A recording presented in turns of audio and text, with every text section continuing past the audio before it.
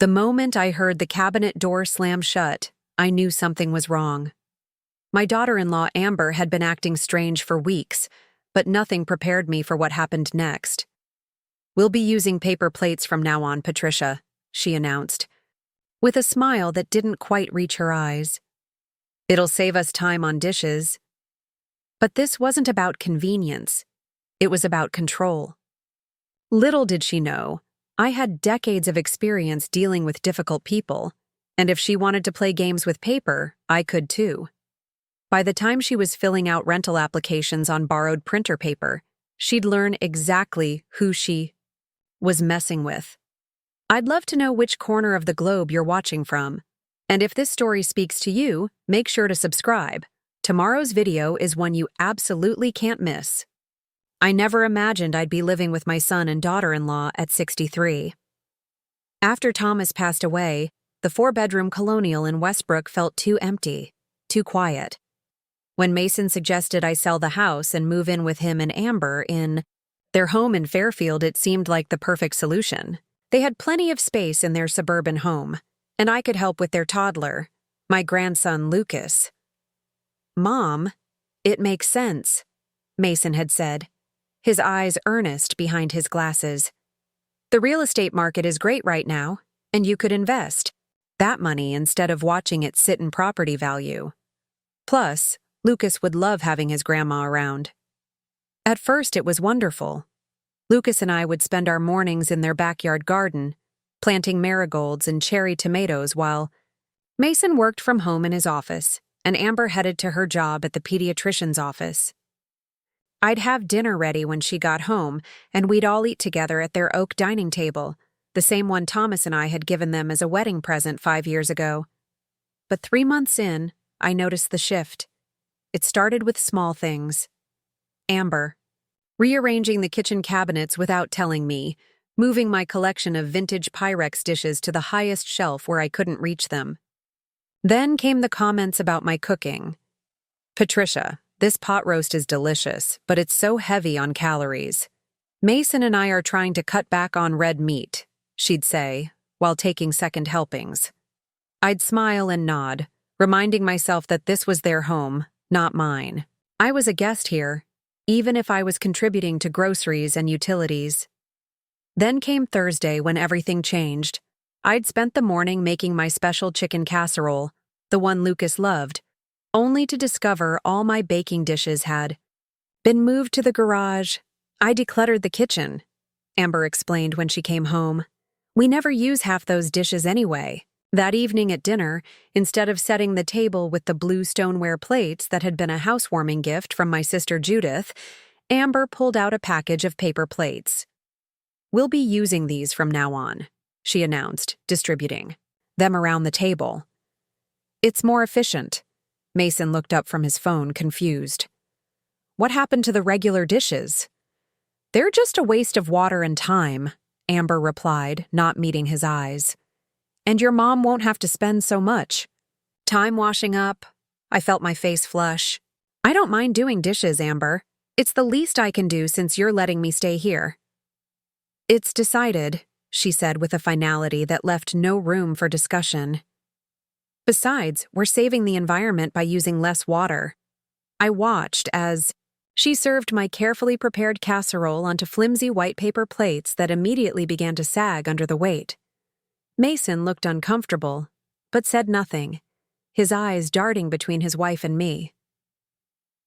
That night, I lay awake in the guest bedroom, staring at the ceiling. The paper plates weren't about efficiency or the environment. They were about erasing my presence, my contributions. In the 3 months I'd been living with them, I'd noticed how Amber tensed whenever I made suggestions about the house or parenting. She'd been biting her tongue, and now it seemed she was making her move. The next morning, I woke early and made coffee, only to find Amber already in the kitchen, replacing my ceramic mugs with paper cups. "Morning, Patricia," she said brightly. "Coffee's ready. I got these biodegradable cups. They're better for the environment." I took the cup she offered, noticing how the heat immediately transferred through the thin material, almost burning my fingers. "Thank you, Amber. You know, I was thinking of making my potato salad for dinner tonight. It was Mason's favorite. Growing up. Her smile tightened. Oh, I've already planned our meals for the week. We're having quinoa bowls tonight. But maybe another time. I nodded, sipping my coffee and burning my tongue on the liquid that was too hot in the paper cup without a proper handle. That afternoon, while Amber was at work and Mason was on a conference call, I took Lucas to the park. As he played on the swings, I called my friend Eleanor, who had lived with her son and daughter-in-law for nearly a decade. Paper plates? Eleanor repeated after I explained the situation. Oh, Patricia, that's not about saving time or the environment. That's about territory. Territory? Yes, Eleanor continued. Your daughter-in-law feels threatened. You're in her space, cooking meals her family loves, bonding with her son. The paper plates are her way of minimizing your impact. I watched Lucas climb the ladder to the slide, his little face determined. But what am I supposed to do? Mason and I agreed I'd contribute by cooking and helping around the house.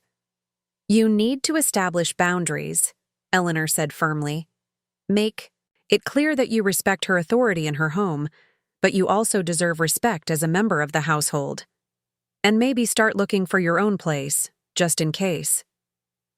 That evening, as we ate quinoa bowls off paper plates, I tried to engage Amber in conversation.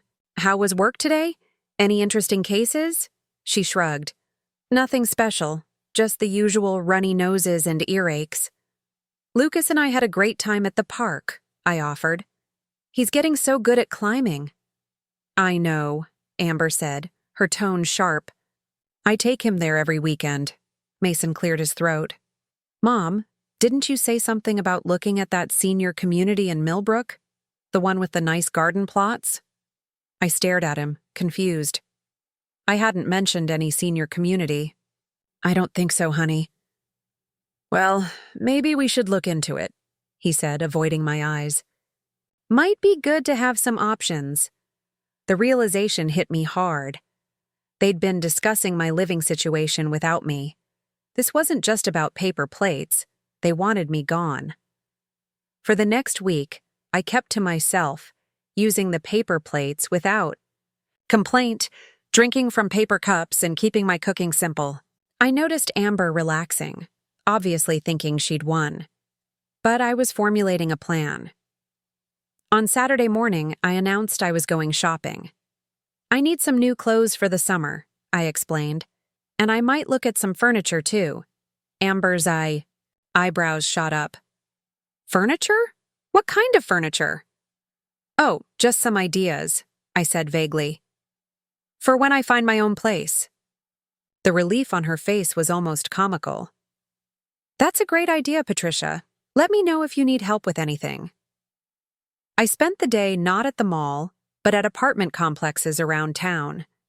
By evening, I had applications for 3 different places, a 1-bedroom in Riverdale, a studio in Pinecrest, and a small cottage in Millbrook that was part of a retirement community, but would allow me to live independently. When I returned, Amber was in the kitchen preparing dinner, more quinoa, this time with roasted vegetables. How was shopping? She asked, looking more cheerful than I'd seen her in weeks. Productive, I replied. I found several options I like. Over dinner, I explained my findings. I think I'm leaning toward the cottage in Millbrook. It's small, but has a nice garden area. Mason looked relieved. That sounds perfect, Mom. When can you see it? I have a viewing scheduled for Tuesday, I said, noting how neither of them tried to dissuade me. And I've already filled out most of the application. Amber beamed. That's wonderful. I'm sure you'll love having your own space again. The next morning. I was in the kitchen making breakfast when Amber rushed in, her face pale. Patricia, have you seen my portfolio? The blue leather one with all my important documents? I frowned. No, I haven't. Is it missing? I can't find it anywhere, she said, frantically searching through drawers. I need it for my licensing renewal today. It has all my certificates and identification. Did you check your office? I suggested, flipping pancakes onto... Yes, Paper plates. Everywhere, she said, growing more agitated. I had it on my desk last night, and now it's gone. Mason appeared in the doorway, Lucas on his hip. What's wrong? My portfolio, Amber said, her voice rising. It's missing, and I have that appointment at the medical board today. For the next hour, all three adults searched the house while Lucas played with his toys, oblivious to the tension. Finally, Amber collapsed onto the couch, close to tears. I don't understand, she whispered. It was right there. A lot of love and effort went into bringing this story to life. If you're enjoying it, we'd be so grateful if you'd subscribe to our channel. Now, back to where we left off.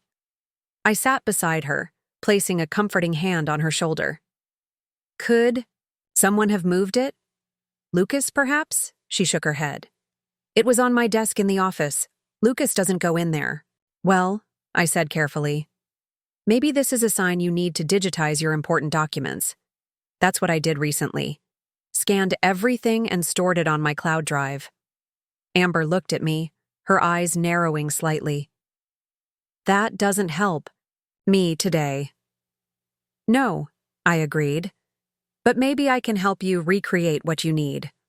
What exactly is in the portfolio? She listed off various certificates, her medical license, insurance information, and several other documents essential for her career. And I need physical copies for the board meeting today. I nodded thoughtfully. Mason, didn't you say the printer had plenty of paper? Maybe we could print some of these from her email or online accounts? We'd need the originals, Amber said, her voice tight with frustration. Not necessarily, I replied. Most of these documents can be accessed online through your professional portals, right? We could print temporary copies for today and order replacements for the originals.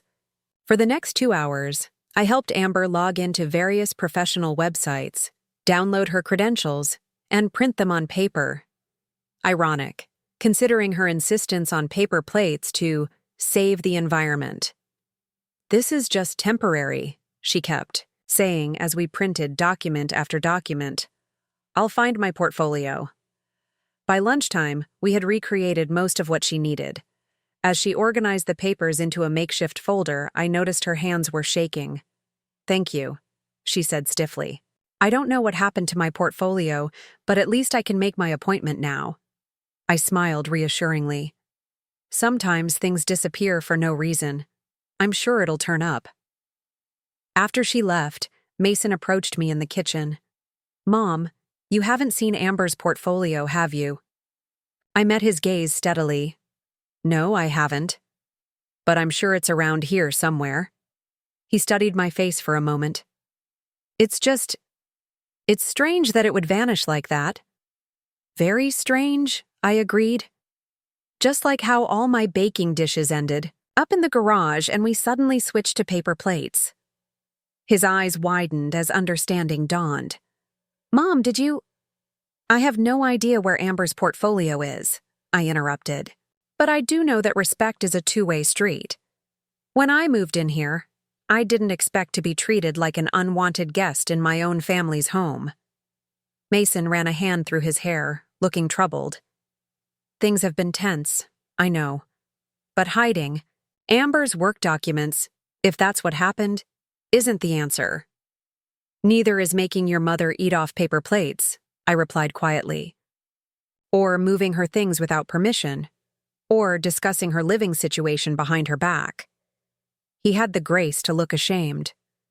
We should have talked to you directly.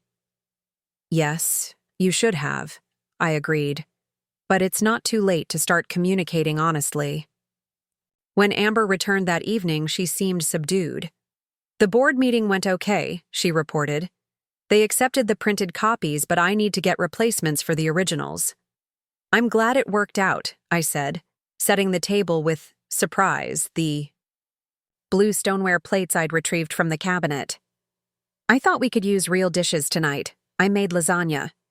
She glanced at the plates, then at me. I thought we agreed on paper plates. Actually, I replied calmly, we never agreed. You decided, and I went along with it temporarily. But since I'm still a member of this household, I think my preferences should be considered too. Mason entered the kitchen, sniffing appreciatively. "Smells good, Mom." "Thank you," I said, holding Amber's gaze. "I found my baking dishes in the garage. Strange how things go missing and then turn up again, isn't it?" Her eyes narrowed, and for a moment, I thought she might argue. Instead, she sank into a chair. "My portfolio is still missing." "That is concerning," I agreed, serving the lasagna. "Almost as concerning as feeling unwelcome in your own family's home." During dinner, an uneasy truce settled over us.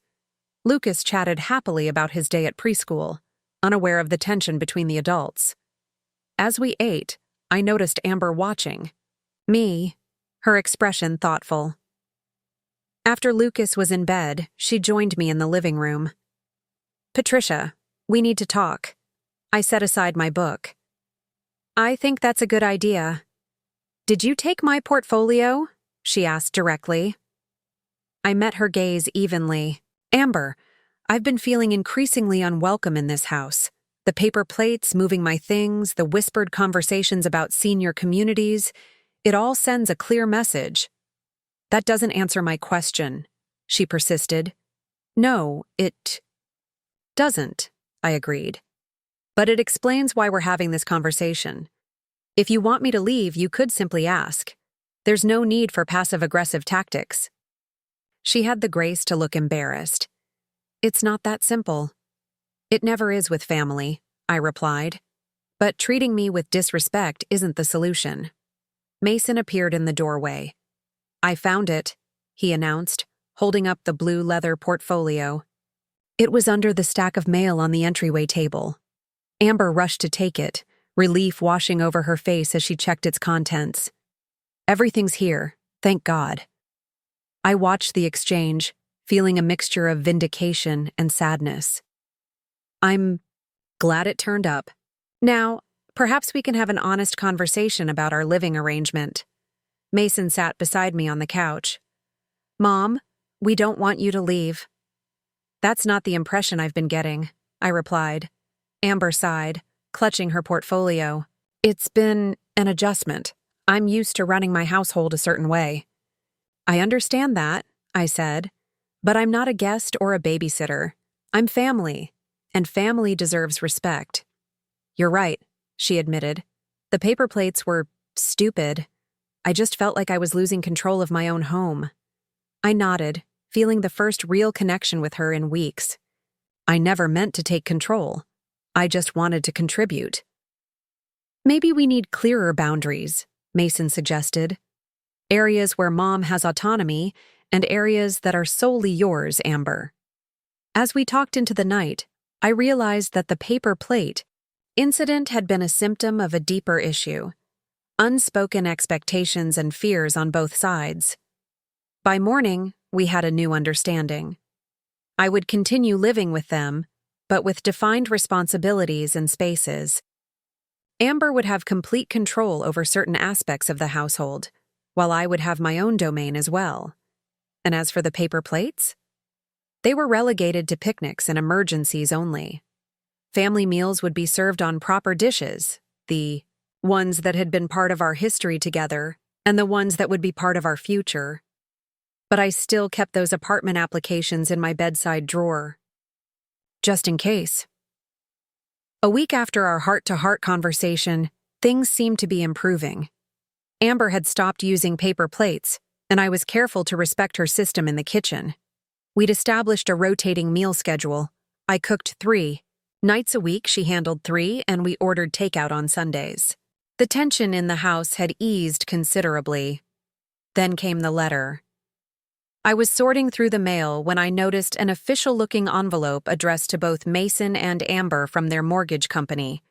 I placed it on top of the pile on the by entryway table where they'd find it and thought nothing more of it. That evening, raised voices from their bedroom caught my attention. I was reading Lucas a bedtime story, but even through Goodnight Moon, I could hear the strain in their voices. "Everything okay?" I asked casually when Mason came to kiss Lucas goodnight. His smile didn't reach his eyes. Just grown-up stuff. Mom, nothing to worry about. But the next morning, the atmosphere was thick with unspoken words. Amber left for work without her usual coffee, and Mason was distracted during breakfast, checking his phone constantly. When he left for a meeting in the city, I took advantage of the quiet house to call my financial advisor, Richard. At 63, I was fortunate that Thomas had been meticulous about our retirement planning. The sale of our house had left me with a substantial nest egg that Richard had been helping me invest. "Patricia, always good to hear from you," Richard said warmly. "How's life with the kids?"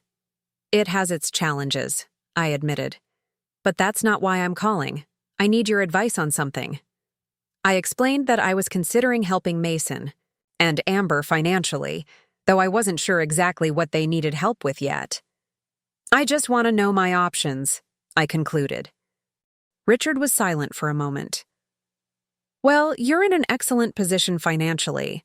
We could liquidate some of your safer investments without penalty if you needed immediate cash. How much were you thinking?" "I'm not sure yet," I said. "Maybe $20,000 to $50,000. "That's doable," Richard confirmed. "But Patricia, may I offer some unsolicited advice? Be careful about financial entanglements with family. Make sure any agreement is clear. Is it a gift, a loan, an investment?" I appreciated Richard's candor. "I understand. I'll tread carefully." After hanging up, I sat at the kitchen table, thinking. Mason had always been responsible with money. Thomas and I had taught him the value of saving, of living below his means. But Amber came from a different background. Her parents had declared bankruptcy twice during her childhood, and she'd put herself through nursing school with scholarships and loans. When Mason returned home that afternoon, I suggested we take a walk around the neighborhood while Lucas napped under Amber's watchful eye. As we strolled past manicured lawns and blooming cherry trees, I broached the subject gently. "Is everything all right financially, honey? I couldn't help noticing that letter from the mortgage company yesterday." Mason sighed, running a hand through his hair, a gesture so like his father it made my heart ache. "We're behind on payments." "Mom, 3 months." I tried to hide my shock. "3 months? Mason, why didn't you say something?" He looked away, embarrassment coloring his features. "It's complicated. My company did some restructuring 6 months ago, and my salary was cut by 20%. We thought we could manage, but with the higher interest rates and Amber's student loans..." "And then I moved in," I finished for him. "Another mouth to feed." "No, Mom, that's not it," he insisted. "You've been contributing to groceries and utilities. You're not the problem." I studied my son's face, seeing the lines of worry that hadn't been there a year ago. "What's the bank saying?" "They're threatening foreclosure if we don't catch up by the end of next month. We're looking at about $12,000, including late fees." I did some quick mental math. That was a fraction of what I'd been prepared to offer. "I can help, Mason." He stopped walking, turning to face me. "Mom, no. We can't take your money." "It's not taking if I'm offering," I pointed out. "The house sale left me very comfortable. Let me do this." "Amber would never agree," he said, resuming our walk. "She's proud." I thought about Amber, about her determination to succeed despite her difficult upbringing. "What about a loan then? With proper terms, interest, everything formal?" Mason hesitated. "Maybe, but honestly, I don't know if a one-time payment would solve the underlying problem. My salary isn't going back up anytime soon." "Have you considered downsizing?" I suggested cautiously. "The housing market is still strong." He nodded. "That's actually what the argument was about last night. Amber doesn't want to move. This house is her dream, the good school district for Lucas, the yard, the status of this neighborhood. She thinks we can find another way." "Like what?" "Like me getting a second job," he said, his voice tight. Or her picking up extra shifts at the pediatric urgent care on weekends. I considered this. Both of you already work so hard. When would you see Lucas? Or each other? Mason didn't answer, and we walked in silence for a while. As we turned back toward the house, I made a decision. "Let me think about this," I said.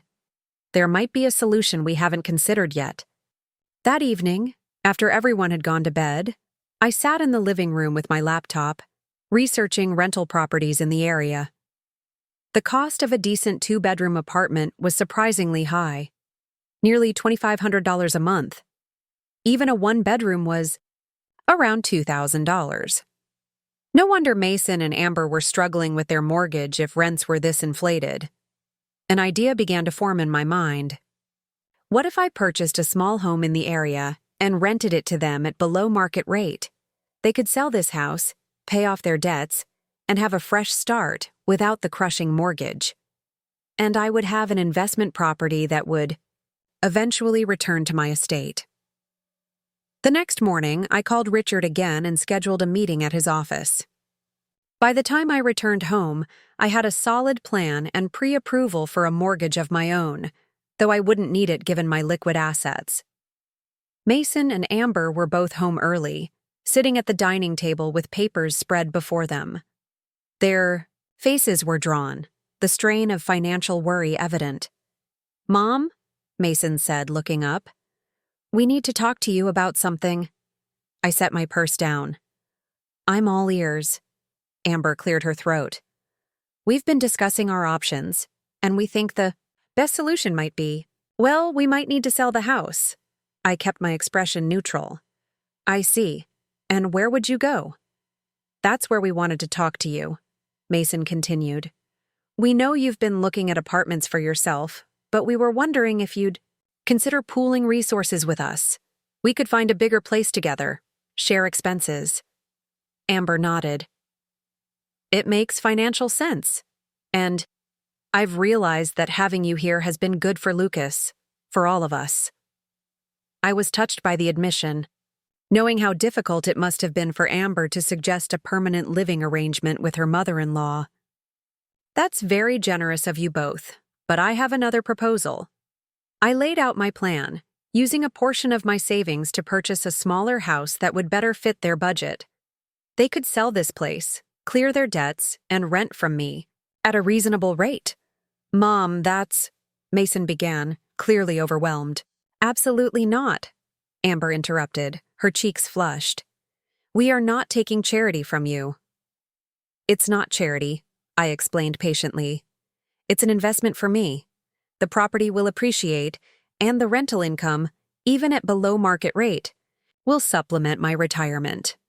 "And what happens when you need that money for medical expenses or long-term care?" Amber challenged. I smiled. "Thomas and I planned for those contingencies. This would be a separate investment altogether." Mason looked thoughtful. "It could work, Amber. We'd have stability, Mom would have a sound investment, and we'd still be independent." Amber stood abruptly, gathering the papers. "I need to think about this. It's a lot to process." After she left the room, Mason turned to me. "She hates feeling indebted to anyone. Her parents relied on family handouts for years, and it created resentment on all sides." I nodded in understanding. "Take your time. Both of you think it through. But Mason, something needs to happen soon. You can't keep living under this financial strain." That night, I heard them talking late into the evening, their voices rising and falling like the tide. I tried not to eavesdrop, but the walls in the house weren't as thick as they seemed. "It makes financial sense," Mason was saying. "It's your mother solving our problems again," Amber replied. "Don't you see how that makes me feel? Would you rather lose the house, work ourselves into exhaustion with second jobs? What's your solution, Amber?" There was a long silence before Amber spoke again, her voice so low I strained to hear. "I'll look for something more affordable tomorrow." The next morning, Amber was already gone when I came downstairs. Mason sat at the kitchen island, nursing a cup of coffee. "She's going to check out some rental listings," he explained before I could ask. She thinks if we find something decent but less expensive than what you'd buy, it might be a compromise we could all live with. I nodded, pouring myself coffee. That's a reasonable approach. Mason looked at me gratefully. Thanks for understanding, Mom, and for offering to help. It means a lot. Family takes care of family, I said simply. Your father would have done the same. Throughout the day, Amber texted Mason photos of various apartments and small houses she was viewing. From what I could see over his shoulder, none of them seemed particularly promising. Either too small, too far from Lucas's school, or in neighborhoods that weren't as safe. By dinner time, Amber returned, looking defeated. Everything in our price range is either a shoebox or in areas where I wouldn't feel comfortable with Lucas playing outside. What about that duplex on Maple? Mason asked. It didn't look too bad in the photos. Amber sank into a chair. It was worse in person.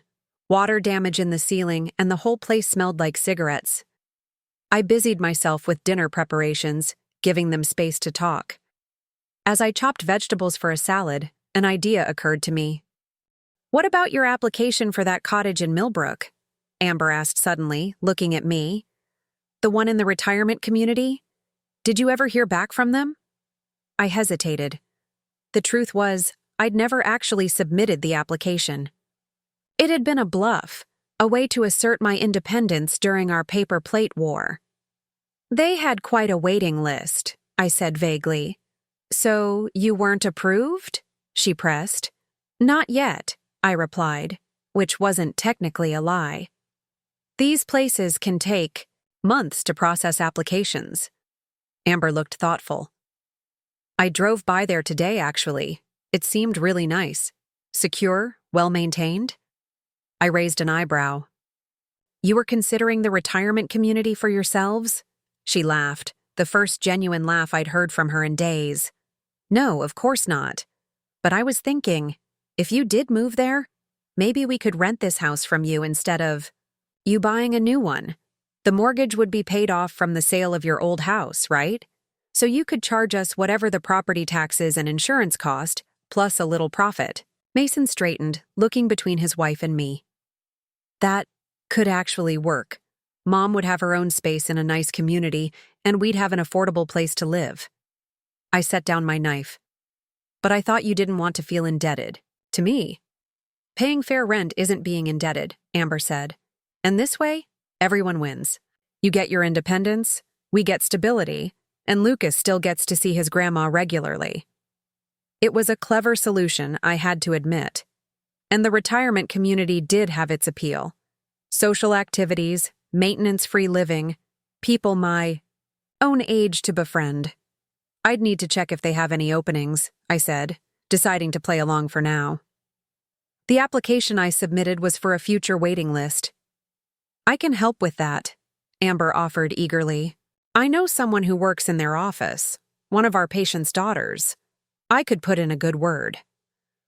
Over the next few days, Amber threw herself into researching the retirement community with the same intensity she'd applied to pushing me out with paper plates.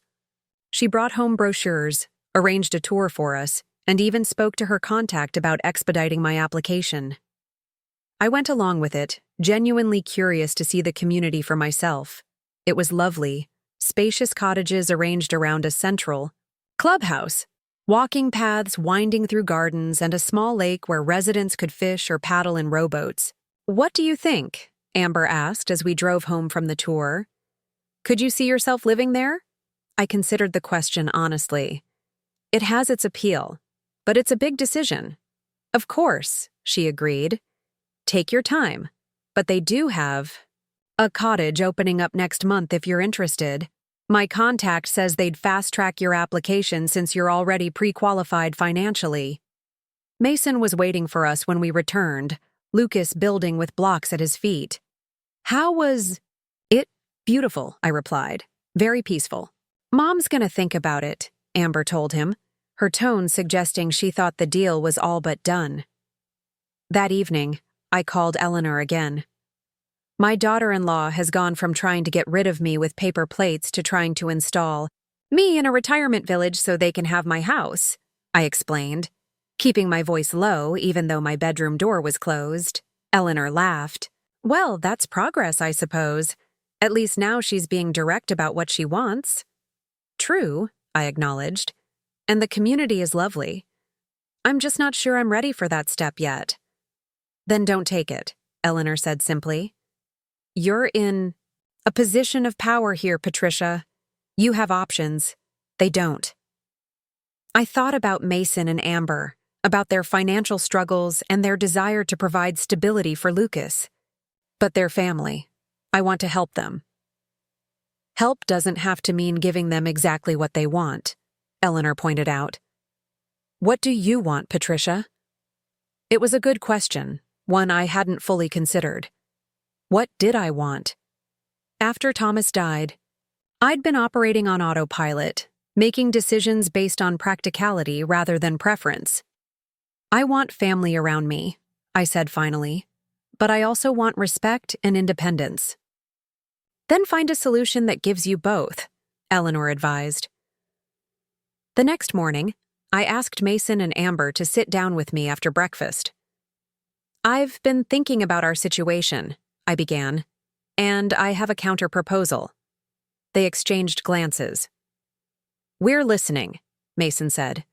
Instead of me moving to Millbrook and you taking over this house, what if we looked for a property with an in-law suite, or a house with potential to add one? That way, we could all live together but have our own separate spaces. Amber frowned. Wouldn't that be more expensive than either option we've discussed? Initially, yes, I acknowledged. But in the long run, it could be more economical than maintaining two separate households. And it would give us all what we need. You'd have your family home, I'd have my independence, and Lucas would have both his parents and his grandmother nearby. Mason looked intrigued. There's that new development on the east side of town. They're building houses with optional in-law suites. We could check it out. Amber seemed less convinced. Brand new construction would be way out of our price range. Not necessarily, I countered. With the equity from selling this house plus what I can contribute, we might be surprised what we can afford. Besides, a dual living situation might qualify for certain mortgage options we haven't explored. And who would own this property? Amber asked, cutting to the heart of the matter. We could set up a family trust, I suggested. That way it belongs to all of us, with clear legal provisions for the future. Mason reached for Amber's hand. It's worth looking into, don't you think? She hesitated, then nodded slowly. I suppose. We could at least see what's available. Over the next 2 weeks, we viewed several properties, some new constructions, others older homes with finished basements or detached guest houses that could serve as my private quarters. Some were promising, others laughably unsuitable. But throughout the process, something unexpected happened. Amber and I started to genuinely get along. Away from the stress of their financial problems and the confined space of their current home, Amber relaxed. She asked my opinion on features, considered my needs when evaluating spaces, and even joked about our paper plate war, as she now called it. I was being territorial, she admitted as we drove home from viewing a colonial with a charming carriage house. I felt like you were taking over my kitchen, my routines with Lucas, even my relationship with Mason. And I probably overstepped. Without realizing it, I acknowledged. I'm used to running my own household. It was an adjustment for both of us. She glanced at me, her expression open. This arrangement might actually work better for everyone. You'd have your space, I'd have mine, but we'd still be close enough to help each other. And Lucas would have the stability of a family home, I added, with all the adults in his life under one roof, or at least on the same property. By the end of the month, we'd found a craftsman-style home with a detached guest cottage that checked all our boxes. It needed some renovations to make the cottage fully accessible for me as I aged, but the property was within our combined budget and in an excellent neighborhood with top-rated schools for Lucas. The day we submitted our offer, Mason brought home a bottle of champagne. To new beginnings, he toasted, glasses clinking around the dining table. Real glasses, not paper cups. Amber smiled at me across the table. And to family solutions. I raised my glass in return. To compromise and respect. As we celebrated, I noticed the stack of papers on the side table, Amber's application forms for the Millbrook retirement community. They were still blank, never filled out.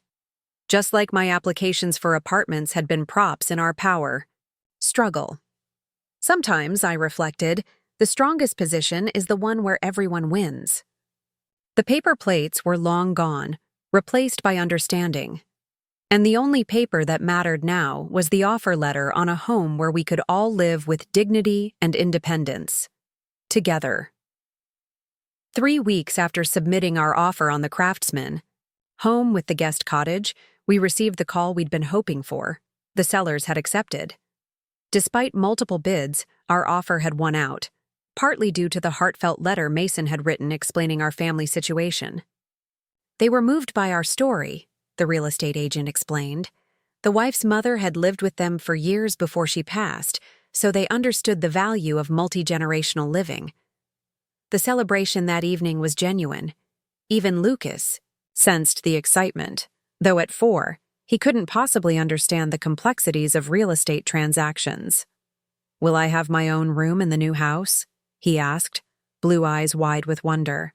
"You'll have an even bigger room," Amber promised, scooping him up. "With space for all your toys and books." "And will Grandma live with us forever?" The question hung in the air for a moment. Mason glanced at me, then at Amber, clearly unsure how to respond. I stepped in smoothly. "Grandma will be right next door in her own special little house. You can visit me anytime, and I can visit you. It'll be like having 2 homes to play in." Lucas considered this seriously before breaking into a smile. "That's even better." Later, after Lucas was in bed, the 3 of us sat in the living room, reviewing the paperwork and timeline for our move. "The closing is scheduled for June 15th, Mason noted, checking his calendar. "That gives us about 6 weeks to pack, arrange the renovations for Mom's cottage, and sell this place. I've already scheduled the contractor to look at the cottage next Monday," Amber added. "He thinks the accessibility modifications can be completed within a month after closing." I watched them, impressed by how quickly they'd shifted from the stressed, argumentative couple of a few weeks ago to this efficient team planning our future. "You two seem to have everything under control." Amber smiled, tucking a strand of hair behind her ear. "It feels good to have a plan." The uncertainty was the worst part. Mason reached for her hand. "And knowing we won't lose the house to foreclosure has lifted a huge weight." "Speaking of which," I said, "I should meet with Richard tomorrow to finalize the financial arrangements for the property purchase." "Is there anything specific you want included in the family trust documents?" They exchanged glances. "We're still a bit unclear on how that would work," Mason admitted. "Could you explain it again?" I outlined the plan Richard and I had developed. The family trust would own the property, with all 3 of us as trustees. My portion would come from the proceeds of my house sale, while theirs would be the equity from their current home. The trust would specify that I had lifetime rights to the cottage, and after my passing, full ownership would transfer to Mason and Amber. "It's essentially a way to formalize our arrangement," I concluded, "to protect everyone's interests and avoid complications down the line." Amber nodded slowly. "That sounds fair. But what about expenses moving forward? Taxes, insurance, maintenance. We'll split those proportionally based on our ownership percentages," I explained. "And we can set up a joint account specifically for property-related expenses." "And utilities?" she pressed. "Separate," I assured her. "My cottage will have its own meters, so I'll handle my own utilities, just as you'll handle yours for the main house." She seemed satisfied with this arrangement. "It's important to me that everything is clear from the beginning. No misunderstandings." "Absolutely," I agreed. Transparency is key in family financial matters. As we continued discussing the practical aspects of our impending move, I marveled at how far we'd come from the tension of the paper plate days. The prospect of separate but connected living spaces had transformed our relationship, allowing us to see each other as allies rather than competitors. The next morning, I met with Richard to finalize the trust documents and arrange for the transfer of funds for the property purchase. As always, he was thorough and cautious. "This is a significant commitment, Patricia," he reminded me. "Are you certain it's what you want?" "I am," I replied without hesitation. "It's the right solution for everyone." He studied me for a moment. "And you're comfortable with essentially gifting a sizable portion of your estate to Mason and Amber during your lifetime?" "I consider it an investment in my family's happiness and stability," I explained. "What good is money if not to secure a better future for those you love?" Richard nodded, though I could tell he remained somewhat skeptical. "Just make sure you maintain enough liquid assets for your own needs. The trust will tie up a significant portion of your wealth in an illiquid asset." "I've calculated carefully," I assured him. "I'll still have more than enough for my retirement and any contingencies." With the financial arrangements secured, we turned our attention to preparing both houses for the transition. Mason and Amber listed their current home, while I began the bittersweet process of deciding what to keep and what to sell from my own house that had been sitting in storage. The real estate market proved even stronger than we'd anticipated. Within a week, they had 3 offers on their home, all above asking price. They accepted the highest bid, which came with a request for a quick closing, just 4 weeks. "Things are moving faster than we expected," Mason commented as we sorted through kitchen items, deciding what would go to the new house and what would come to my cottage. "The new owners want to close by June 1st, but we can't move into the Craftsman until June 15th. "What will you do for those 2 weeks?" I asked, carefully wrapping a teapot that had been my mother's. "We're looking at short-term rentals," Amber replied, entering the kitchen with another empty box. "But everything's so expensive, especially for just 2 weeks." I considered the situation. "Why don't you stay with me in the interim? My house is vacant except for the items in storage. There's plenty of room." Amber hesitated. "Are you sure? That would be imposing on your space again." "It's temporary," I pointed out. "And it would save you the hassle and expense of a short-term rental." Mason looked relieved. "That would be incredibly helpful, Mom." "Settled then," I said, sealing a box of dish towels. "You'll stay with me until we can all move into the new property." As the closing date for their house approached, we developed a system for the temporary living arrangement. Amber and Mason would take the master bedroom, Lucas would have the guest room, and I would use the den that Thomas had converted into an office years ago. The day of their closing arrived with unexpected complications. The buyer's financing hit a last-minute snag, delaying the closing by 3 days. This cascaded into issues with the moving company, which had to reschedule during their busiest season. "They can't come until next Tuesday now," Mason reported, after a tense phone call. "That's almost a week's delay." Amber looked close to tears. "But we have to be out by Friday. The sale contract is clear. We deliver possession within 24 hours of closing." I watched them spiral into stress mode again, reminded of the tension that had pervaded their household during the paper plate era. "Let's approach this logically," I suggested. "What are our options?" After exploring several alternatives, we settled on a hybrid solution. They would move essential items, clothes, toiletries, Lucas's favorite toys, to my house immediately. The bulk of their furniture and possessions would go into a portable storage unit delivered to their driveway. Mason and Amber would load it gradually over the next few days, then the company would collect it and store it until we could arrange delivery to the new house. "It's not ideal," Amber admitted, "but it's manageable." The next few days were a whirlwind of packing, sorting, and transporting. I stayed with Lucas at my house while Mason and Amber worked frantically to empty their home. By Thursday evening, they had filled the storage unit and brought the last of their essential items to my place. As we collapsed around the dining table with pizza and beer that night, Amber looked around at the boxes stacked in my living room and laughed suddenly. "What's funny?" Mason asked, too exhausted to share her amusement.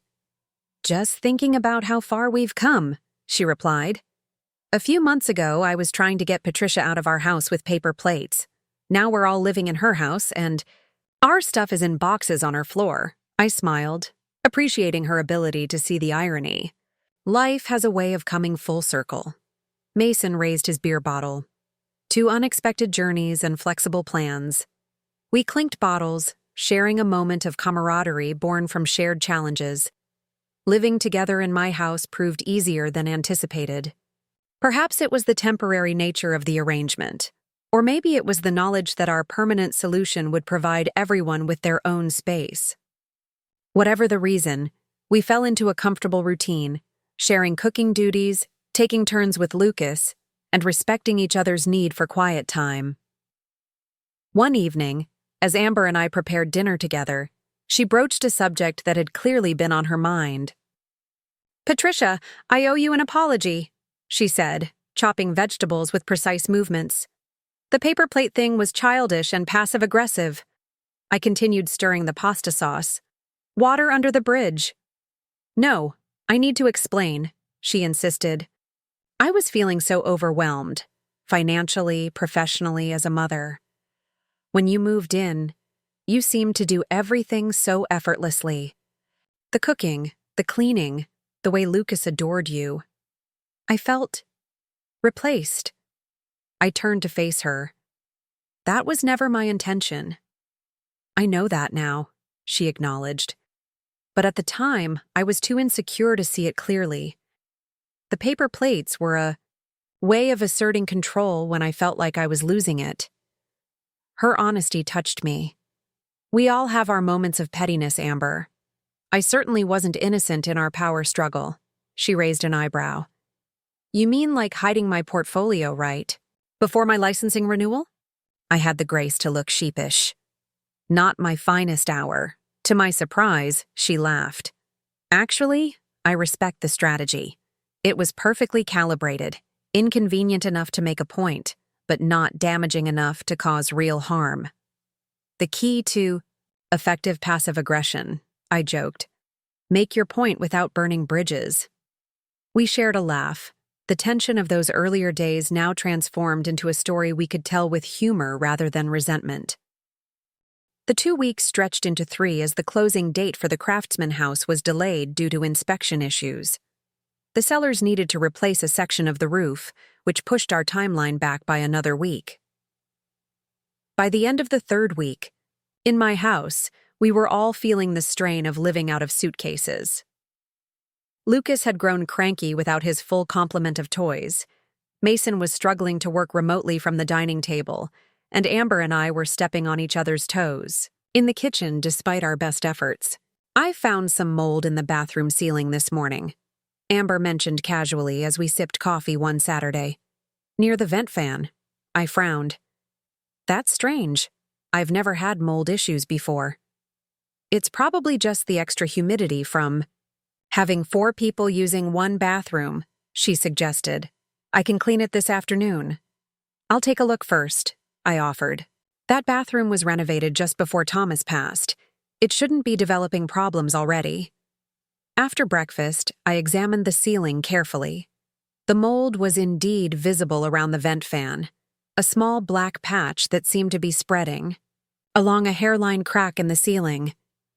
"Mason," I called, "can you come look at this?" He joined me in the bathroom, stepping carefully around the boxes of toiletries that lined the walls. "That doesn't look good. The fan might not be venting properly," I suggested. "Could you check the attic, see if the duct is disconnected?" He nodded, retrieving the stepladder from the garage. A few minutes later, he called down from the attic access in the hallway. "Mom, you need to see this." I climbed the ladder carefully, poking my head through the opening. The beam of Mason's flashlight illuminated a troubling scene. The attic floor around the bathroom vent was darkened with moisture, and several roof beams showed signs of water damage. "Looks like you've got a roof leak," he said grimly. "And it's been going on for a while, judging by the extent of the damage." My heart sank. A roof repair was exactly what I didn't need right now, with our finances already committed to the new property. How bad do you think it is? Mason played the flashlight across the affected area. It's localized, but it'll need professional attention. The damaged wood will have to be replaced, and obviously the roof needs to be patched. I sighed. Just what we need. Another complication. By Monday, I had a roofing contractor scheduled to assess the damage. His verdict was unwelcome, but not unexpected. You've got about $8,000 worth of repairs needed, he reported after a thorough inspection. The good news is, it's contained to one section. The bad news is, there's some structural damage that needs addressing before the rot spreads further. I thanked him for his assessment and promised to call once I'd made a decision. After he left, the three of us gathered in the living room to discuss this new development. This complicates things, I admitted. I hadn't budgeted for major repairs to this house. Most of my liquid assets are now tied up in the trust for the new property. We could delay some of the renovations to my cottage, I suggested. Divert those funds to fix this roof instead. Amber shook her head firmly. No way. The accessibility modifications are non-negotiable. You need those railings, the walk-in shower, the wider doorways. Maybe we could take out a small home equity loan on this place? Mason proposed. The rates aren't terrible right now. I considered this option. Possibly, though I'd rather not take on new debt at my age. Amber had been quiet, her expression thoughtful. Now she spoke up. What if we sold this house too? Mason and I both turned to her in surprise. Think about it, she continued. We're already committed to the new property. This house is just sitting here. If we sold it now, we'd have the funds to complete both the roof repair and the cottage renovations. Plus some extra for a cushion. But where would we live until the Craftsman house is ready? Mason asked. We're already living out of boxes, Amber pointed out. We could find a short-term rental for a few weeks. With the proceeds from this house, we could easily afford it. I had to admit, her logic was sound. Maintaining this house as well as contributing to the new property was stretching my resources, especially with unexpected repairs now in the mix. It would mean another move in the short term, I said slowly, but it might be the most sensible financial decision. Mason nodded. And the market is still strong. Even with the roof issue, which we'd have to disclose, you should get a good price. Over the next few days, we explored this option more thoroughly. My real estate agent, Janet, came by to assess the house and provide a market analysis. Even accounting for the roof repair, you're looking at a substantial profit, she confirmed. Your location is highly desirable, and the interior updates you've done are exactly what buyers are looking for. By the end of the week, we had made our decision. I would list my house immediately, with full disclosure about the roof issue, but offering a repair credit to the buyers. We would use the proceeds to finalize our investment in the new property, complete the necessary renovations to both houses, and cover a short-term rental until everything was ready. It's another transition, I acknowledged as we finalized the plan. But it gets us where we want to go. Amber reached for my hand. Thank you for being so flexible. I know this isn't what you planned. I squeezed her hand in return. Family adapts. It's what we do. As I signed the listing agreement with Janet, I couldn't help but reflect on the journey that had brought us to this point. From paper plates to property co-ownership, from passive-aggressive battles to genuine partnership, we had traveled a long and winding road. The paper plates that had once been Amber's weapon were now packed away in a box labeled Kitchen Miscellaneous, ready to be used for the occasional picnic or outdoor gathering at our new home. And the papers for a new apartment that I'd made Amber use? They had evolved into something far more meaningful, legal documents that bound our futures together in a shared vision of family support and respect. Life rarely follows the path we expect. Sometimes it leads us down difficult roads, through conflicts and misunderstandings. But occasionally, if we're willing to adapt and grow, it brings us to destinations far better than those we originally sought. As I watched Mason and Amber plotting furniture arrangements for the new house, with Lucas drawing his own version of our future home on construction paper at their feet, I knew we had found our way to one of those better destinations. And not a paper plate in sight. The following weeks unfolded in a whirlwind of activity.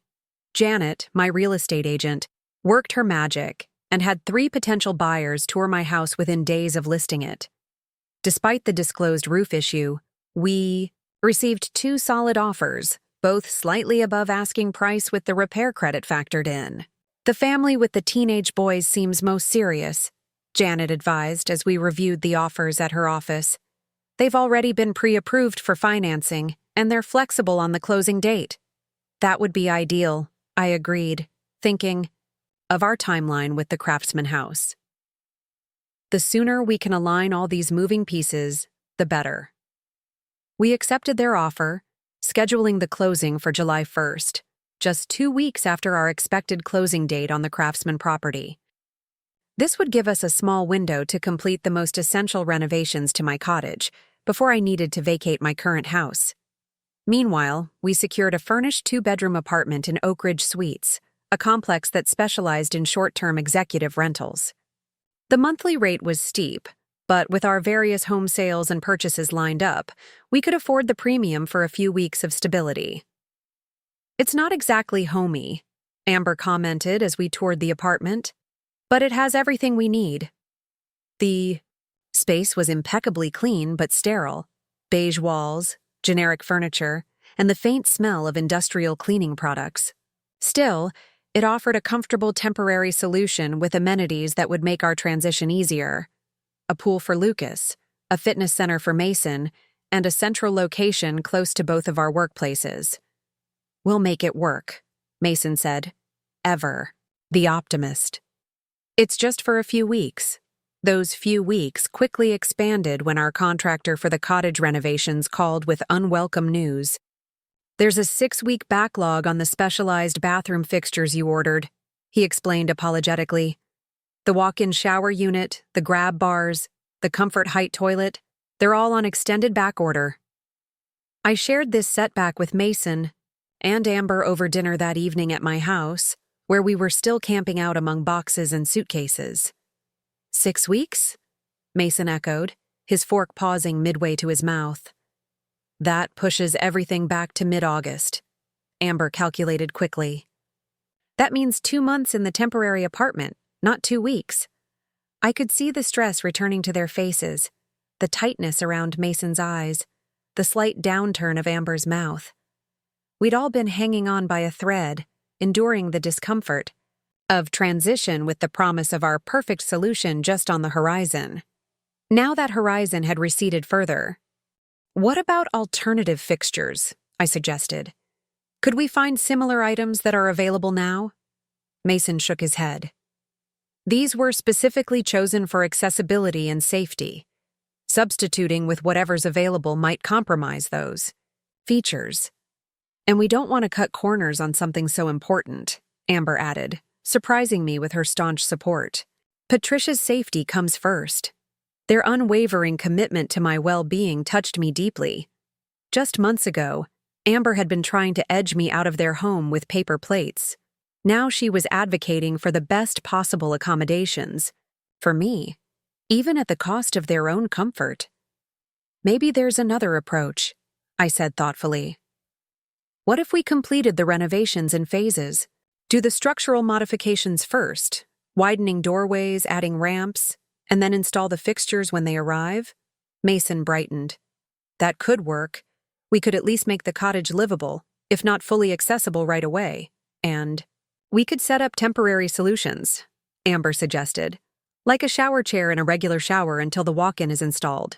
The contractor confirmed this was feasible when Mason called him the next morning. We would proceed with the first phase of renovations immediately after closing, making the cottage habitable if not ideal. The specialized fixtures would be installed as a second phase when they arrived. With this revised plan in place, we moved forward. The closing on the Craftsman house went smoothly on June 15th, though the sellers requested a week to vacate, pushing our move-in date to June 22nd. The first phase of cottage renovations began immediately, with crews working long hours to widen doorways, build a ramp to the entrance, and install lever-handle doorknobs throughout. By the time we closed on my house on July 1st, the cottage was structurally ready but still a work in progress. The main house was now empty of the previous owner's possessions, but needed a thorough cleaning before we could move in our furniture from storage. We officially moved into Oak Ridge Suites on July 2nd, the four of us squeezing into the two-bedroom apartment with as few belongings as possible. The rest remained in the storage unit, awaiting the day we could finally settle into our permanent home. Life in the apartment tested our newly improved family dynamic. The close quarters magnified every irritation, from Mason's habit of leaving coffee cups on every surface to Lucas's newfound love of loudly mimicking siren sounds. Amber worked extra shifts at the pediatric clinic to avoid being cooped up, while I spent hours at the public library, finding solace in the quiet reading room. One evening, after Lucas was asleep in the second bedroom, the three adults sat on the small balcony, sipping wine and trying to ignore the traffic noise from the nearby highway. "I never thought I'd miss doing dishes," Amber commented wryly, holding up her plastic cup. The apartment came stocked with disposable tableware to minimize cleanup for short-term tenants. I laughed softly. Full circle moment, from forcing paper plates on me to longing for real dishes, she winced. "I deserve that." "No, I'm not criticizing," I assured her. "Just appreciating the irony." Mason stretched his legs out in the confined space. "Remember when our biggest problem was who controlled the kitchen cabinets? Now we're juggling 3 property transactions and living out of suitcases." Perspective is a powerful thing, I mused. What seemed insurmountable then feels trivial now. Amber leaned forward, her expression earnest in the dim balcony light. "I've been thinking a lot about those early days when you first moved in, Patricia. I was so threatened by you, by your relationship with Mason and Lucas. I couldn't see past my own insecurities to recognize how fortunate we were to have your support. And I probably didn't help by immediately trying to take over," I acknowledged. "Thomas always said I had a way of rearranging people's lives for their own good, whether they wanted it or not." Mason smiled. "Dad knew you well." A comfortable silence fell between us, interrupted only by the occasional car horn from below. Despite the cramped quarters and uncertain timeline, there was a sense of peace in our shared understanding. We had moved beyond the power struggles to something more mature and nuanced, a family working together toward a common goal.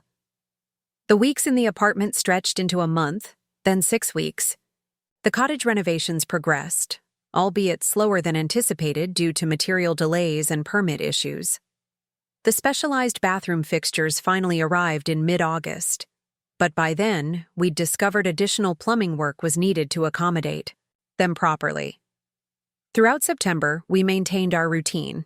Mason working remotely from the apartment's small dining table, Amber at the clinic, Lucas at daycare, and me shuttling between the library and the construction site, checking on progress and making decisions about finishes and details. Our patience was wearing thin, but something unexpected had emerged from the prolonged displacement, a deeper appreciation for each other's strengths. Mason's steady optimism kept us grounded when setbacks occurred. Amber's practical problem-solving cut through indecision when choices needed to be made. My experience managing contractors and budgets streamlined the renovation process despite the delays.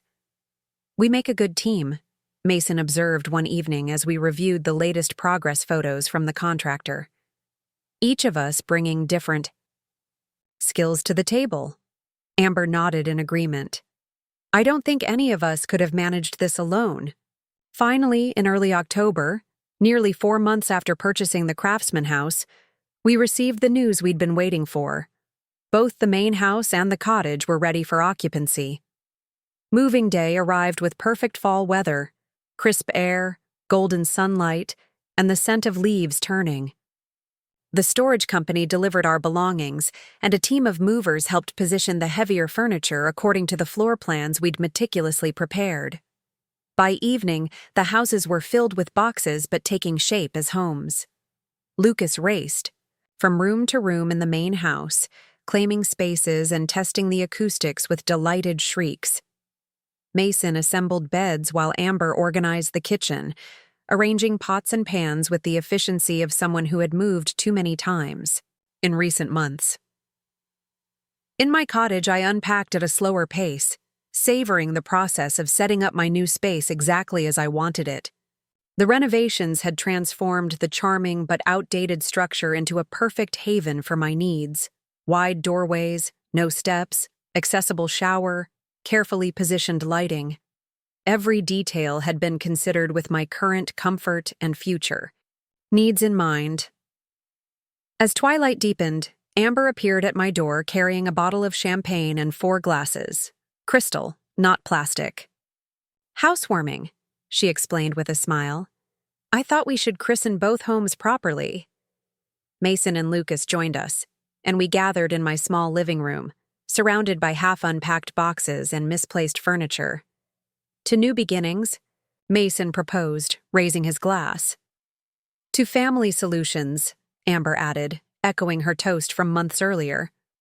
"To respect and compromise," I continued, completing our familiar refrain. "To no more paper plates," Lucas chimed in, making us all laugh.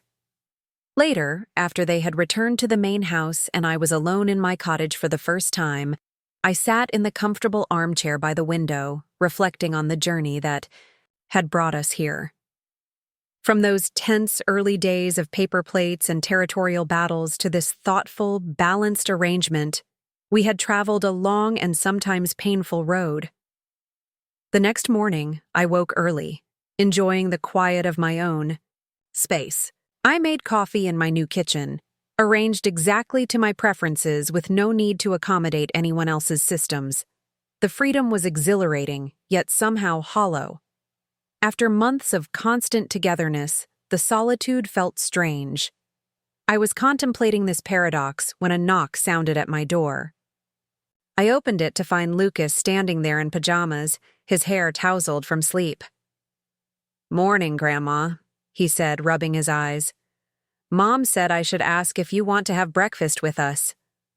Behind him, I could see Amber in the main house doorway, watching with a smile.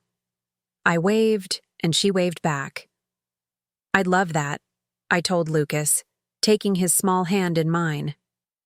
In the main house kitchen, Mason was flipping pancakes while Amber set the table, with their blue stoneware plates, I noticed, not a paper product in sight.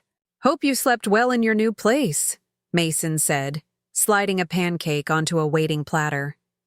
"Like a rock," I replied, accepting the coffee Amber offered. "The cottage is perfect." "Too quiet?" she asked perceptively.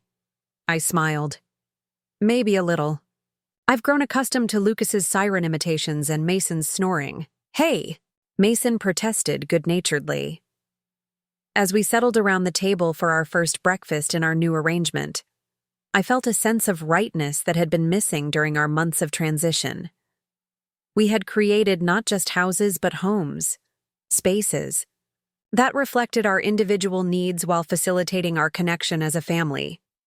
Over the coming weeks, we established new routines that honored both our togetherness and our separateness.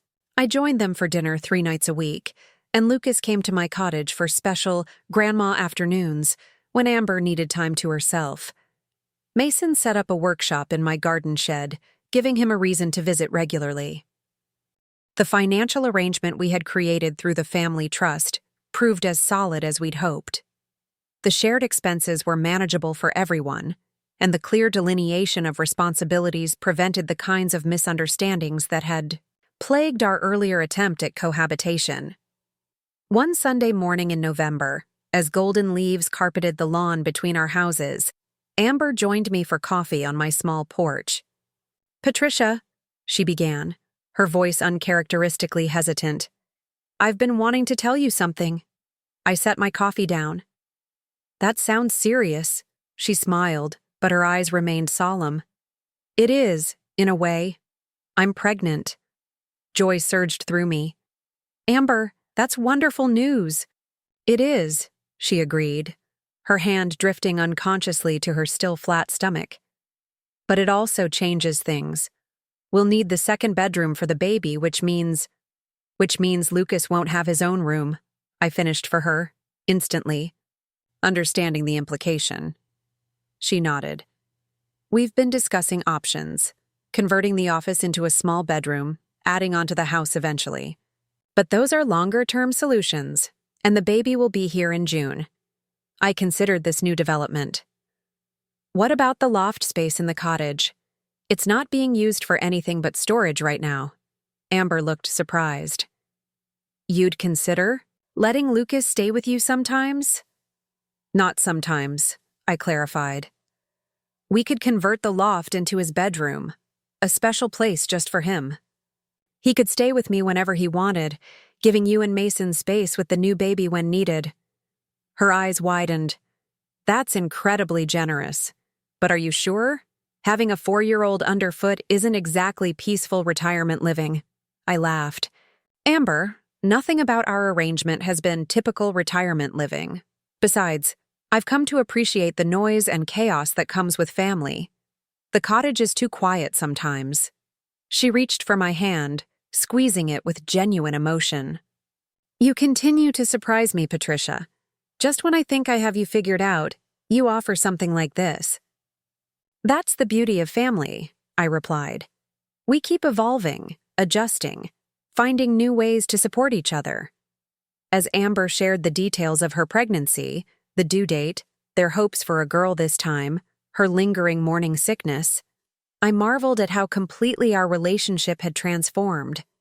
The woman who once resented my presence so deeply she resorted to paper plates was now sharing her most intimate news with me, accepting my help, including me in her expanding family's future. That evening, when they told Lucas about both the baby and his potential new bedroom in Grandma's loft, his excitement was contagious. My very own upstairs room, he gasped, eyes wide with wonder. Can I help build it? Absolutely, Mason assured him. We'll need your expert opinion on colors and furniture. As plans for the loft conversion took shape alongside preparations for the new baby, I reflected on the strange, winding path that had led us here. A journey that began with passive-aggressive paper plates and hidden portfolios had culminated in a thoughtfully designed living arrangement that met everyone's needs while strengthening our bonds as a family. Life rarely unfolds as we expect. The conflicts and challenges that seem insurmountable in the moment often lead to unexpected blessings. My paper plate war with Amber, painful as it was at the time, had ultimately forced us to confront the underlying issues in our living arrangement and find a better solution for everyone.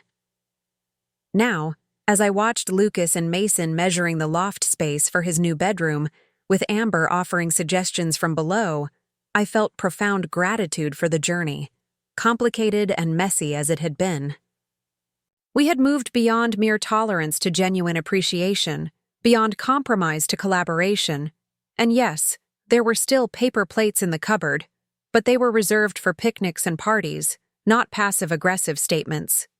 The only papers that mattered now were the ones we'd signed together, creating a future built on mutual respect and shared purpose. Family, I had learned, isn't just about blood ties or legal connections. It's about choosing to work through conflicts rather than avoid them. It's about finding solutions that honor everyone's needs. It's about transforming petty grievances into opportunities for growth. Sometimes it takes a paper plate to start a journey that ends in a place far better than where you began. 2 years after baby Trisha's birth, our unconventional living arrangement had become so natural that we rarely thought about its uniqueness anymore. The pathway between my cottage and the main house was now bordered with perennial flowers we had planted together, Lucas, Amber, Mason, and I, each section reflecting our individual tastes, yet blending into a harmonious whole. On Trisha's second birthday, we hosted a garden party in the shared space between our homes. Friends, neighbors, and colleagues marveled at our setup, often commenting on how practical yet private it seemed. "I wish my mother-in-law and I had thought of something like this," remarked Sarah, one of Amber's friends from the pediatric clinic. "Instead, she moved to Florida and we see her twice a year." Amber smiled, bouncing Trisha on her hip. "It took us some work to figure it out," she admitted, exchanging a knowing glance with me across the lawn. "But it was worth every difficult conversation." Those difficult conversations had given way to open communication that strengthened our bonds daily. The territorial instincts that had once manifested in paper plates and hidden portfolios had been channeled into more constructive areas. Clear boundaries about when to knock before entering each other's homes, schedules posted on a shared digital calendar, and regular family meetings to address any concerns before they festered. Lucas, now 6 and in first grade, had fully embraced the advantages of his dual home lifestyle. "My friend Dylan has to share his room with his baby brother," he informed me one afternoon as we planted tulip bulbs along the cottage walkway.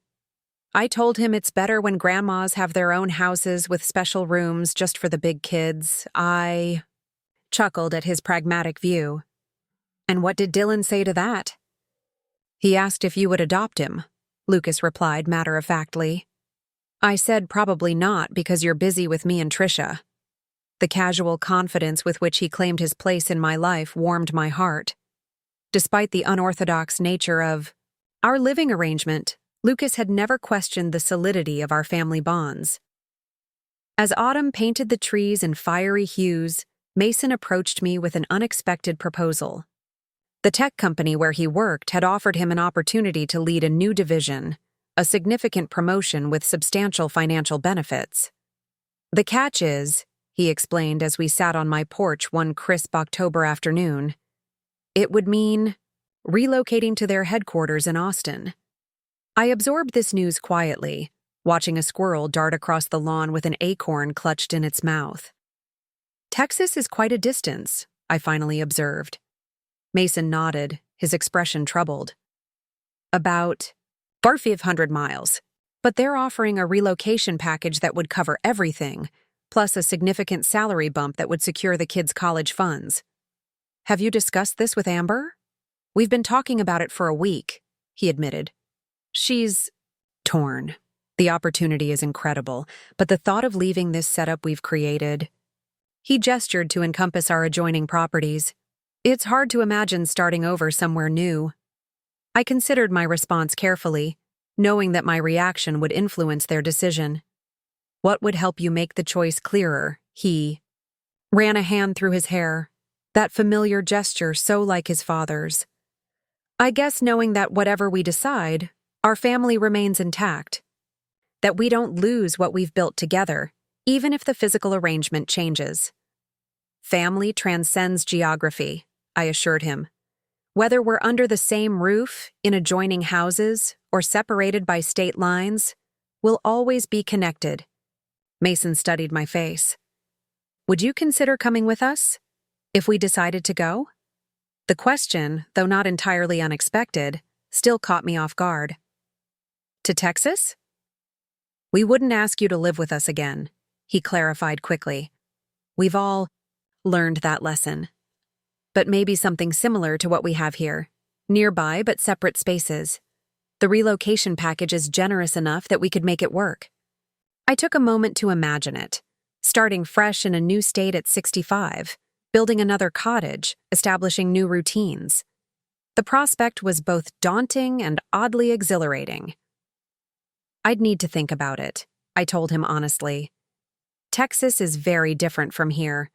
The climate, the culture, it would be quite an adjustment at my age." "Of course," he agreed. "Take all the time you need. We have a month to decide." That evening, after Mason had returned to the main house, I called Eleanor for her perspective. "Texas?"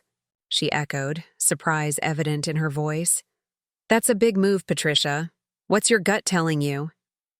I sighed, watching the sunset paint my cottage walls in gold. My head says it's impractical to uproot at my age. But my heart can't bear the thought of seeing Lucas and Trisha only on holidays and video calls. The age argument cuts both ways, Eleanor pointed out. You're young enough to adapt to a new place, but old enough to value time with family above almost everything else. Her observation resonated with me. After losing Thomas, I had learned that no house or community, however comfortable, could replace the warmth of family connections. There's something else to consider, Eleanor continued. This might be the ultimate test of how far you and Amber have really come. Living next door is one thing. Making a joint decision to relocate together is another level entirely. She was right. Despite our improved relationship, Amber and I had always maintained the safety valve of separate spaces. A move to Texas would require deeper trust and communication than we had yet needed to exercise. Over the next week, Amber and I carefully circled the topic, each waiting for the other to initiate the direct conversation. Finally, on a rainy afternoon when Lucas was at school and Mason was at work, she brought Trisha to my cottage for our regular grandmother time. As the toddler played contentedly with wooden blocks on my living room rug, Amber broached the subject. Mason told me he discussed the Austin opportunity with you, she began, curling her legs beneath her on the sofa. I nodded. It sounds like a wonderful career advancement for him. It is, she agreed. But I'm struggling with the idea of leaving all this. She gestured to encompass not just the physical space, but the life we had built. After everything we went through to create this arrangement. Change is always difficult, I acknowledged, especially when you've worked hard for stability. She studied me, her gaze direct in a way it never would have been during our early conflicts. What are your thoughts about coming with us? Honestly, I appreciated her straightforwardness. Honestly, I'm torn. The thought of being separated from all of you is painful, but Texas is unknown territory for me, literally and figuratively. For me, too, she admitted. I've never lived outside this state. We sat in companionable silence for a moment, watching Trisha stack blocks with intense concentration. The patter of rain against the windows created a cocoon of intimacy around our conversation.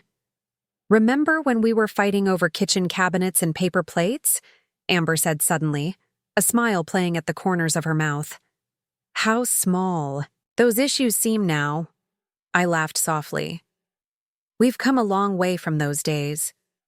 That's actually why I'm hesitant about Austin, she confessed. We worked so hard to find this balance, this mutual respect. What if a big move disrupts everything we've built? Her vulnerability touched me. Or what if it strengthens it? I countered. Each challenge we've faced has ultimately brought us closer together. She considered this, absently smoothing Trisha's wild curls as the toddler climbed into her lap. I never imagined I'd be factoring my mother-in-law into major life decisions, she said with a wry smile. Yet here we are, and it feels completely natural. Life takes unexpected turns, I agreed. The key is remaining flexible enough to navigate them together. As our conversation deepened, we explored various scenarios for how a move might work, whether I would relocate immediately or wait until they were settled, whether we would search for adjoining properties or homes within walking distance, how we would handle the interim period. By the time Mason came to collect Amber and Trisha that evening, we had outlined several viable options, each with its own advantages and challenges. You two seem to have been busy, he observed, noting the lists and diagrams scattered across my coffee table. Amber stood, lifting a sleepy Trisha to her shoulder. We've been discussing the Austin possibility. I think we've made progress. The relief on Mason's face was evident. He had clearly been concerned about tensions resurfacing between his wife and mother during this decision process. Whatever we decide, I told him, gathering the papers into a neat stack, we'll decide as a family. 2 weeks later, after numerous discussions, research sessions, and one particularly intense family meeting where we mapped out every detail on a massive whiteboard, we reached our decision. Mason would accept the position in Austin, and I would indeed relocate with them. Not immediately, but 3 months after their move, giving them time to settle and me time to prepare my cottage for sale. The decision, once made, brought a strange mixture of excitement and nostalgia. As I began the process of sorting through my belongings, deciding what to keep and what to let go, I found myself reflecting on the journey that had brought us to this point. From paper plates to cross-country moves, our path had been anything but straightforward. Yet each challenge, each conflict, each moment of tension had ultimately served to strengthen the foundations of our relationship, rather than weaken them. Life, I had learned, rarely unfolds according to plan. Sometimes the detours and obstacles, even the pettiness of paper plates and the desperation of hidden portfolios, lead to destinations far richer than our original itinerary could have imagined. As I packed away photo albums and sorted through kitchen items, deciding which would make the journey to Texas, I came across a package of paper plates stored in the back of a cabinet. They were left from a picnic we had hosted the previous summer, unused and forgotten. I smiled, setting them aside for the next family gathering before our move. They were, after all, just plates now, no longer symbols of discord, but merely practical. Objects for casual meals shared in love and understanding. Sometimes the greatest journeys begin with the smallest steps, even ones taken out of pettiness or fear. The key is having the courage to keep walking forward, together, one step at a time. Looking for more? We've got 2 amazing stories ready for you right on screen. If this one touched you, these are absolutely worth your time. Click to watch them now. And hey, subscribe and hit that bell to never miss our latest uploads.